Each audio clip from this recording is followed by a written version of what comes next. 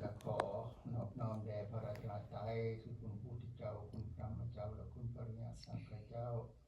ขอถวายความเคารพอาจารย์ทั้งสองแล้วก็เจริญพรญาติโยมทุกคนวันนี้ก็มีหลายคนเอ็นมาเนาะไทยไก่ก็มาไทยไก่ก็มาเรามีวันก็มีหลายมือแล้วเนาะก็ที่ไปหาลูกคนนั้น บอกนะที่แบบยืนนี้เนี่ยมันกวดยืนหมดทุกคนโอ้ดีใจน้ำแล้วนับมือนับขึ้นแล้วได้เท่านี้แล้วมันจากนั้นแล้วจะว่าพรรษานี่ก็เป็นอีกพรรษาหนึ่งเนาะออกมาแล้วออกพรรษาแล้วเนาะที่ต้องสีเอ็ดกระถิ่นใหม่อีกแล้วออกพรรษาแล้วก็ถือว่านับเอาบ่ปุ๊บมันคุกนับเอาอยู่วะก็ต้องนับเนาะ บ่นับแหละ มันนับคือหลายเดือน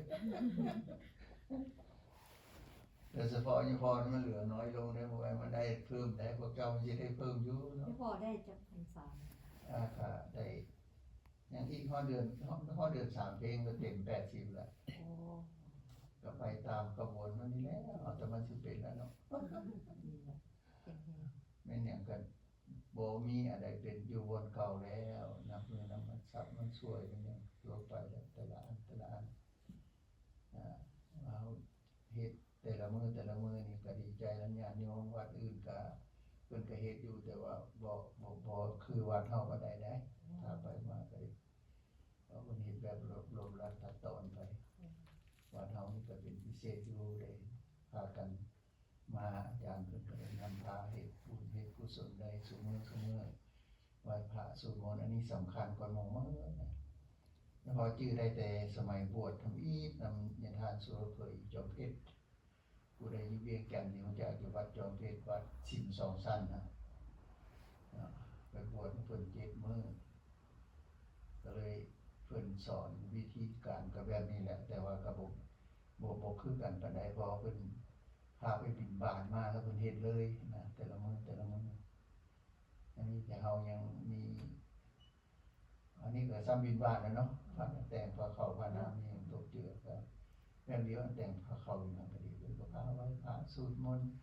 นั่งสมาธิภาวนาอะไรก็จังอันมีธรรมะอันใดเพิ่นก็เอามาให้นะฮะความจริงแล้วพอเฮาก็นับมือนับมันยับขึ้นได้ไม่ออก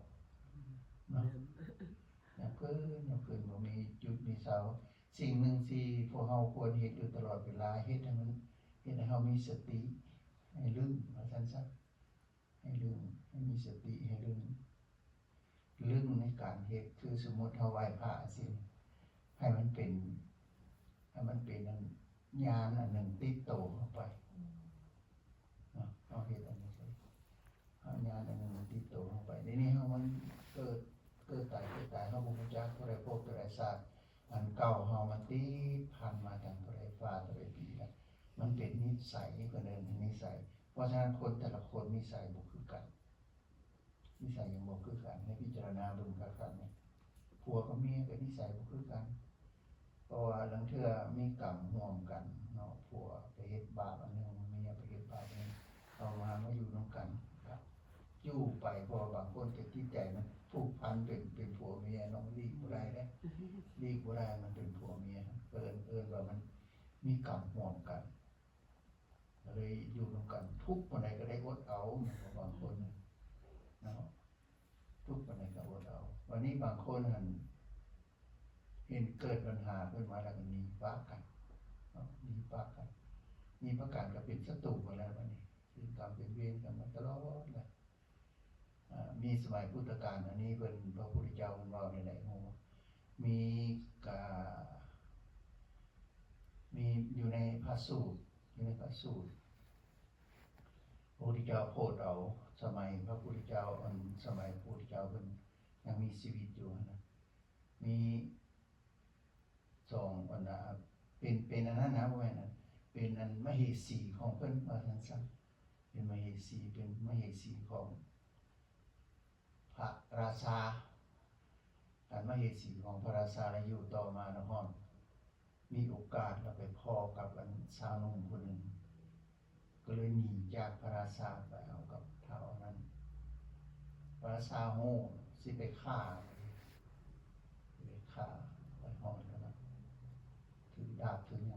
ฟันทิ่มแล้วว่านั้นซะผู้ที่เจ้าเพิ่นฮู้เพิ่นก็เลยไปโพดแล้ววิธีเพิ่นโพดนั้นเพิ่นก็ไปเฮ็ดไปนิริมิตให้เป็นสระโบกครณีนั่นขึ้นมามีน้ำมีหยังข้างแน่แล้วก็ให้สองผัวเมียนั่นน่ะให้ผู้หญิงผู้ชายกับพ่อญาณส่องลงอยู่ในน้ำสร้างในสระโบกครณีตะกี้บ่มีกระจกบ่มีแว่นเนี่ยไปเบิ่งนะแล้วก็ไปเห็นตัวเองในสระก่อนนั่นน่ะสระก่อนนั่นแปลว่าถ้าอันนี้เป็นมนุษย์เป็นนักศึกษาแล้วออกจากบ้านสิเอาเงินไปจ่ายอาจารย์อยู่ในต่อไปนะอยู่ในบ่อนั้นเพิ่นไปเรียนไปศึกษาแล้วอ่อนยามเรียนจบแล้วก็เลยกลับขึ้นมาบ้านเอาเงินเอาหยังนะพ่อแม่แล้วสิกลับไปสิไปจ่ายเงินให้อาจารย์นะเพื่อให้สรุปการเรียนนี่มันแล้วไปเอาใบประกาศว่าซั่นซะ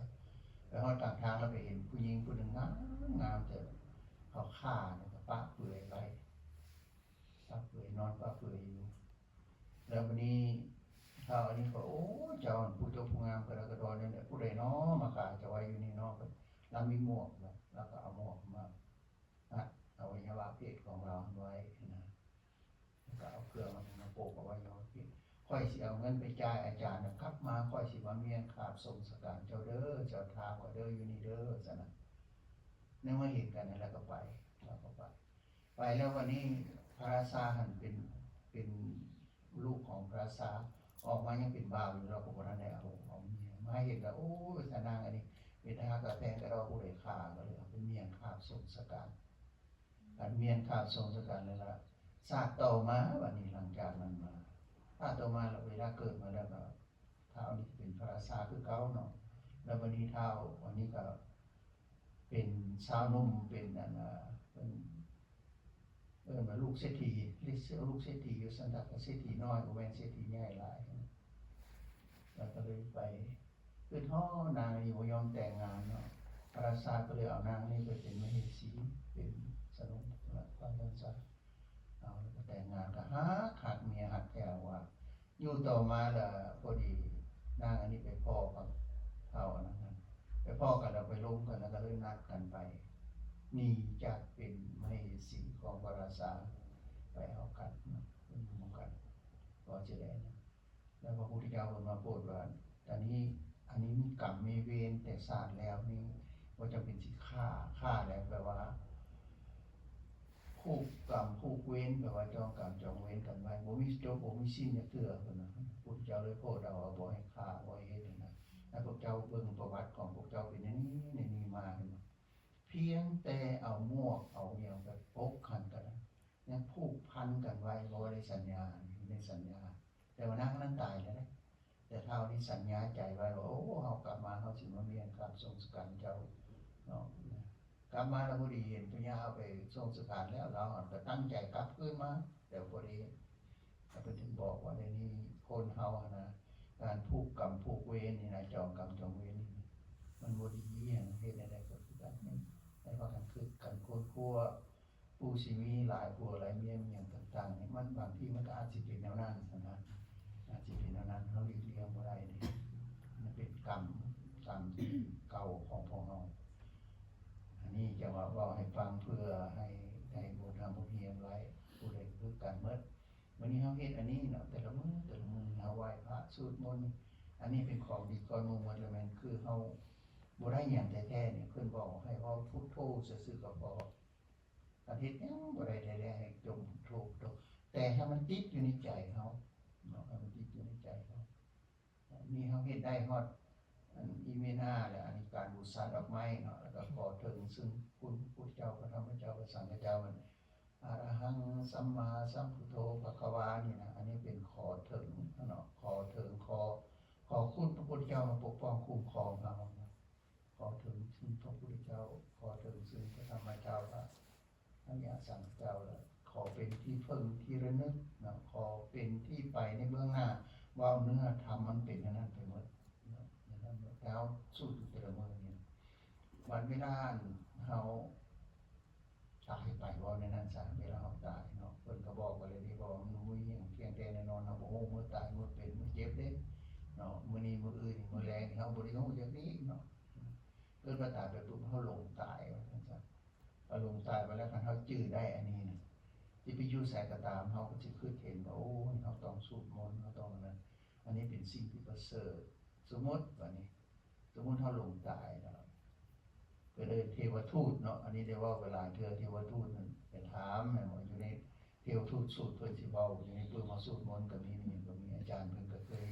ได้อธิบายเรื่อยๆถามว่าเจ้าได้สร้างคุณงามความดีหยังมาได้บ่สันสีหั่นน่ะครับเกิดว่าเฮาบ่จื้อเฮาลืมไปเพิ่นก็บอกว่าเจ้าเคยเฮ็ดอันนั้นเฮ็ดดีอันนั้นเฮ็ดชั่วอันนี้คันเฮาจื้อได้ปุ๊บนี่แปลว่าเฮาเว้าว่าโอ้ข้อยเคยไหว้พระสวดมนต์นั่นนี่แล้วก็เวลานั้นกรรมบาปที่เฮาเฮ็ดมาคั่นคันมันบ่หนักบ่หนานี่บ่ได้ไปลงนรกได้มันก็ดีเปลี่ยนจากสภาพเป็นอันนั้นเพิ่นเลยตายแล้วเกิดใหม่พร้อม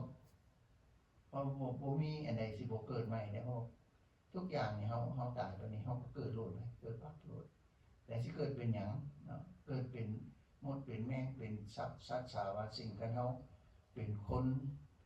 เขาเอิ้นคันมีความโลภเนาะคันมีความโลภนะความโลภหมายความอยากได้ของผู้นั้นผู้นี้อยากได้ของผู้ได้เกินไปโลภเกินไปอันนั้นเวลานั้นต้องได้เป็นเพศเป็นอสุริกายเป็นเพศเป็นอสุริกายกันต้องการของมีความโลภหลายนะมันมีความใจให้เวลาใจขาดเนาะอันนี้บ่เวลาใจขาดได้มีความโลภความอยากได้อยากดีอยากมีอยากห่างยังมีติดเฮาอยู่มันแน่นอนไปเป็นเพศไปเกิดเป็นเพศเป็นผีเนาะนี่ก็มีอยู่ในตำราเพิ่นเฮ็ดไว้แต่ละบ่แต่บ่เนาะเพิ่นสิเคยเอามาเว้าให้ฟังเรื่อยๆอันนี้นะตายไปแล้วก็เป็นเพศย้อนความอยากได้อยากดีอยากมีอยากห่างเกินขอบเขตอะไรทั้งสิ้นแล้วนี้คันถ้าตายด้วยความใจให้เวลาใจให้เวลาใจสิขาดมันจะดิ้นรนขวนขวายคนนั้นส่วนมากมันบ่แม่นสิใจขาดได้โลดได้มันต้องดิ้นเนาะต้องดิ้นรนขวนขวายก็ดิ้นแล้วบัดนี้เฮาลืมให้ลูกให้หลานว่าสู้นี่บ่เบิ่งกูบ่ซั่นซี่ยามกูเจ็บกูเป็นหยังบ่มาเบิ่งนั่นนี่มันบ่เลิกบ่แล้วเด้อันนี้นะเฮาต้องได้อดคันถ้าเฮาเรียนสูตรไหว้พระสวดมนต์นี่เฮาสิพยายามโอ้วันนี้เฮาสิตายเป็นธรรมดาเนาะเนาะค่อยๆหลุดพ้นความใจหายออกคันเฮายังอันนั้นอยู่ว่ามันเจ็บมันเป็นมันบ่ฮู้เมื่อดอกมีแต่ว่าเครียดให้ลูกให้หลานเขาบ่มาเบิ่งมาแยงซั่นซี่โอ้กูเจ็บกูสิตายแล้วซั่นอันนี้พ่อเคยมีคนตายคาเอิกนี่แล้วหลายคนเป็นแนวนั้นส่วนหลายมันเป็นแนวนั้นไปตกนรกอ่ะตกนรกบ่หลายก็น้อยโลดอันนี้นะแต่ว่าสิอยู่กลุ่มใดก็แล้วแต่กรรมเวรที่มันใหญ่มันโตอันนี้คันท่าว่าหลงตายในร่างกายนะเป็นความหลงเนาะความหลงคันเป็นความหลงนี่จ้าบ่อยากจะได้เป็นสัตว์เดรัจฉานที่หลงหยังก็ตามหลงลูกหลงหลานหลงงัวหลงควายหลงสัตว์สาวาสิ่งหลงรถหลงรางหลงเงินตัวเองนี่นะเพิ่นเอิ้นว่าหลงนี่แหละความหลงนี่หมายความว่ามันอันตรายในตัวนี้นะหลงแท้ๆฮักรถหลายแม่นบ่ฮักลูกหลายบ่ฮักหลานหลายฮักผัวฮักเมียหลายล้วนแล้วเป็นความหลงทั้งหมดเนาะสิฮักหยังก็ตามบางคนนี่ก็ฮักครูบาอาจารย์ก็มีได้บางบ่เด้ไปใส่กันนำแล้วบ่หยุดบ่เซาแล้วก็สุดท้ายก็ตกมีปัญหาเนาะแม่นบ่แม่โอเคเมืองไทยนะอยู่นี่ก็สิบ่มีเสาก๊อกติอยู่นี่เนาะ อันกันแล่นเนาะ ดังเนาะนี่ อันตรายได้อันนี้คันหลงเราไปละไปมักใหญ่เลยก็เป็นสัตว์เดรัจฉานมาตายไปนะครับตาวันนี้เป็นเพศนี่เป็นเพศนี่ยังคล้ายนิดนึงเนาะคำว่าเพศนี่อ่อนกว่าหมู่นะครับแต่ว่าเฮาบ่เข้าใจซื่อๆแต่ว่าคันถ้ามีผู้อุทิศส่วนบุญไปให้เฮาก็ยังฟื้นได้เฮายังกลับคืนมาเป็นมนุษย์ได้เป็นนั้นเทวดาได้แต่ว่าถ้าเป็นตกนรกนี่ก็ออกจากนรกแล้วสิมาเป็นคนรถเป็นไปบ่ได้ต้องมาเป็นเพศก่อนได้บ่มันยาวได้แบบนี้เนาะแต่วันนี้การแม่นั้นเป็นคนหลงนี่นะเป็นสัตว์เดรัจฉานมันสิได้เฮ็ดบุญบ่ล่ะนี่สัตว์เดรัจฉานบ่มีโอกาสเลยแม่นบ่มีแต่กินกันฆ่ากันอยู่ตลอดเวลาได้สัตว์เดรัจฉานนี่แหละสำคัญที่สุดอันนี้เพิ่นว่าให้หลีกที่สุดเท่าที่จะหลีกได้กันเฮ็ดได้บ่ให้เป็นคนหลงบ่ให้เกิดเป็นสัตว์เดรัจฉานเพราะสัตว์เดรัจฉานไปเกิดง่ายๆ มันหลายเด็กสัตว์เดรัจฉานมันหลายแต่แล้วคือเบิ่งว่าป่าเนี่ยป่าอยู่ในน้ำนี่หลายกว่าต้นไม้อยู่ในโลกนี้ทั้งเส้นหญ้าไม่อย่างหลายกว่าอยู่ในพระไตรปิฎกคุณว่าวันนี้นะสมมุติว่าไปเอาป่าขึ้นมาแล้วเอาเส้นหญ้าไปห้อยตัวน้อยตัวใหญ่เอาเส้นหญ้าไปห้อยหญ้านี่หมดแล้วก็ยังป่าก็ยังมีอยู่ยังมีอยู่ยังหลายอยู่วันนี้สมมุติว่าเขาเกิดเป็นป่าวันนี้ป่านี่ไข่ป่าเจ้าเอ้ย ไข่อันหนึ่งมันจักล้านโตคุณว่าเป็นกบเป็นเขียดคือกันกบเขียดมันข้ามมาสีนี่ป้าจักไข่มันนั้นยาวไปทักตัวไรคุณเกิดเป็นมันจะเป็นจากพันจากหมื่นโตวันนี้แต่ถ้าโตมันมีวิญญาณอันหนึ่งเข้าไปกองก็เป็นมนุษย์คือเขานี่ได้บาดเวลามันเหมือนกรรมแล้วขึ้นมาแต่ละอันแต่ละโตอันนี้จะว่าเกิดเป็นสัตว์เดรัจฉานมันง่ายทีเดียวเพราะฉะนั้นเราจึงเอาเหตุอันนี้เขามีบุญแล้วเขาได้พบพอศาสนาแล้วพากันเจอเอาไว้พากันเข้าวัดเข้าวาเหตุแต่ถึงแม้ได้น้อยแต่มันเป็นขนาดไว้มาเป็นกำไรพวกเขาเนาะเป็นข้าวได้ข้าวตรงเขาพอคนเขามาเดินทางมันไกลที่ได้อันนี้เนี่ยตายเกิดแต่เขานี่มันจะพวกจักสายแล้วเขาก็บ่ฮู้เนาะเขาบ่ได้พอวันนี้เขามาพ่อศาสนานี่ก็มาพ่อกันปลายเลยนี่โอ้คนเขากันตายไปเนาะกันเกิดเป็นเทวดานี่นะมีบุญแด่บาปแด่ไป700 ปีใช่ไหม700 ปีที่100 ปีที่วันนี้100 ปีเขานี่จังไรมื้อหนึ่งคืนหนึ่งของเพิ่นซ้ำต่ำสุดอยู่น้ำยาน้ำการพื้นดินนี่ก็ยัง50 ปีเขานี่ได้มื้อหนึ่งคืนหนึ่งของเพิ่นแล้ววันนี้เพื่อที่พระพุทธเจ้ามาเกิดสุดนี้มีแต่100 ปีอายุเพิ่นนั้นบ่ได้มื้อหนึ่งซ้ำเห็นบ่เพิ่นอยู่80 ปีอยู่เด้บ่ได้มื้อหนึ่งคืนหนึ่งซ้ำสำหรับเป็นนั้นวันนี้กันตายไปเกิดเป็นเทวดานี่สิได้ลงมารับใช้พุทธเจ้าหรือลงมาไหว้พระสวดมนต์เพิ่นเรือลงมาครับธรรมะนะเพิ่นมันจะได้ลงมาบ่มันบ่แม่นมันสิตายง่ายๆเนาะเป็นเทวดาเลยอันนั้นจะว่าเฮามีโอกาสมาพบพ่อศาสนาถึงแม้มันปลายก็ตามเนาะไปเฮ็ดเอาเองเอานี่แหละว่าซั่นซะแต่ถ้าบ่ขึ้นตัวเครื่องเฮาบ่นั่นนี่